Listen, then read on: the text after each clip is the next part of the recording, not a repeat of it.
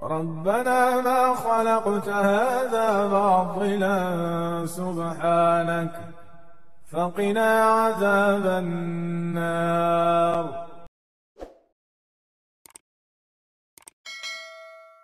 Nah, bahkan saya berpikir tuh kayaknya nanti suatu hari kelak, someday, cita-cita gitu kan, bikin satu konsep perumahan yang bener-bener sehat gitu kan.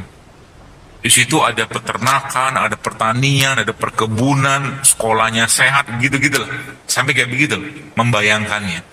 Ya, cita-cita ke depan, kalau masih ada zaman keburu Imam Mahdi datang.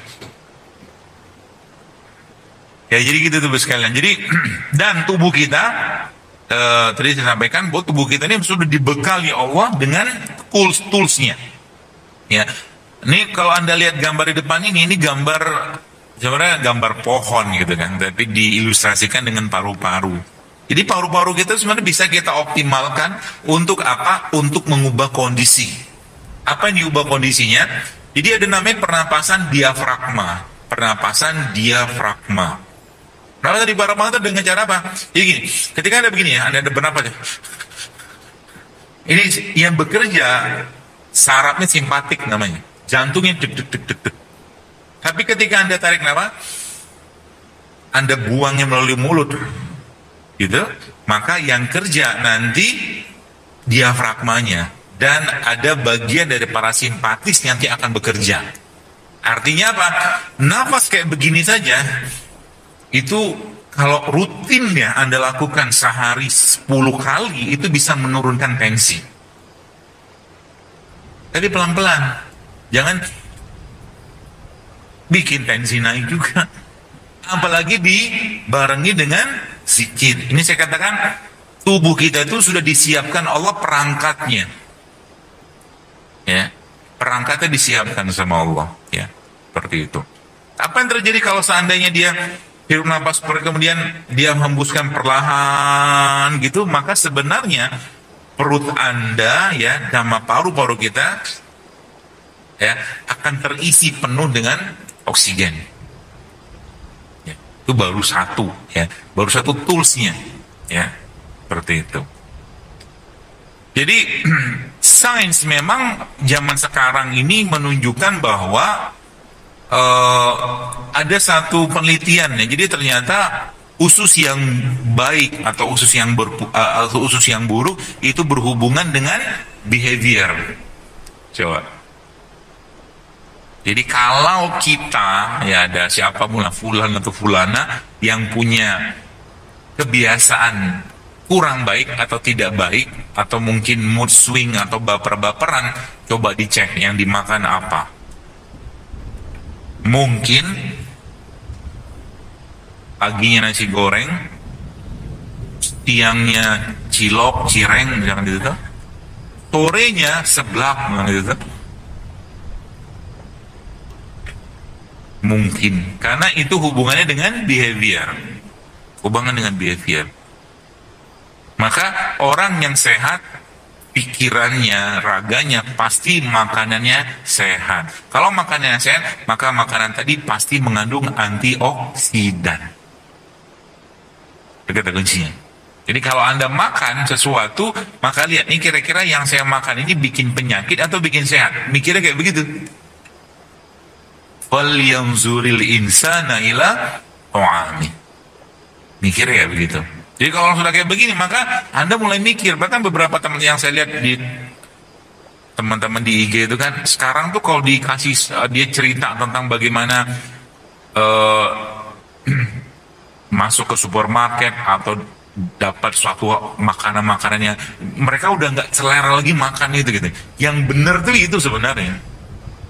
Ya, artinya kalau masih selera makan yang nggak sehat, maka pikiran sama ususnya masih belum sehat gitu kan, masih sakit, gitu ya.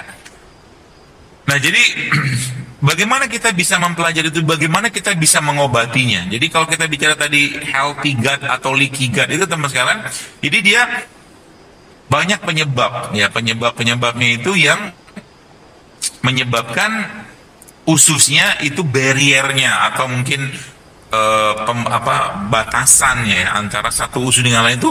Kalau yang healthy dia tight, kencang, dia bagus. Tapi kalau dia sudah bocor maka dia kebuka, gitu kan. Kalau kebuka maka toksin pasti akan masuk ke dalam darah. Gitu. Obatnya apa sih? Obat leaky gut ini apa? Sebenarnya simple banget. Ya, obatnya adalah puasa. Puasa itu yang pertama. Dan kalau teman-teman lihat kata-kata saya tadi, ya. Jadi kan tadi ada kalimat saya di sini. Saya bilang tubuh manusia itu ada tadi.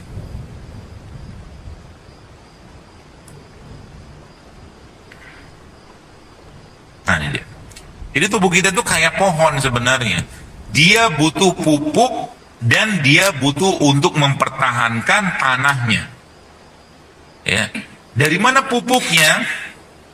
Pupuknya dari mana? Semua jenis buah, semua jenis sayur, semua jenis makanan yang manis dan alami ya, itu pupuknya sebenarnya. Dan sebagian produk Allah itu pupuknya semua. Jadi kalau Anda lihat di depan nih, contoh misalkan apa ya? Nih jeruk nipis nih. Jeruk nipis ini, ibu sekalian,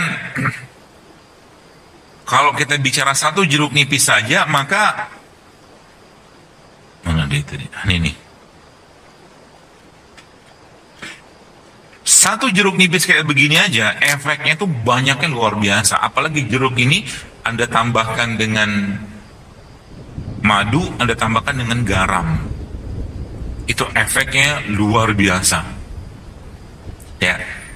Apa yang terjadi? Dia akan membersihkan usus, dia akan membersihkan liver, dia akan meningkatkan sistem imun, dia akan memperbaiki pencernaan. Dalam satu jeruk ini saya katakan menang banyak kita. Tapi untuk makan ini, ketika di meja Anda tersedia jeruk nipis sama madunya, sama garamnya, dan di sebelahnya ada nasi uduk, butuh effort. Betul? Butuh effort untuk mengalihkan pandangan ke beliau ini. Maka jangan buka celah di rumah. Buka celahnya di mana? Kulkas Anda, lemari es Anda, atau mungkin lemari makanan Anda. Jangan banyak sampahnya. Paham ya maksudnya? Wa'fu anna waghfir lana warhamna wa'fu anna waghfir lana warhamna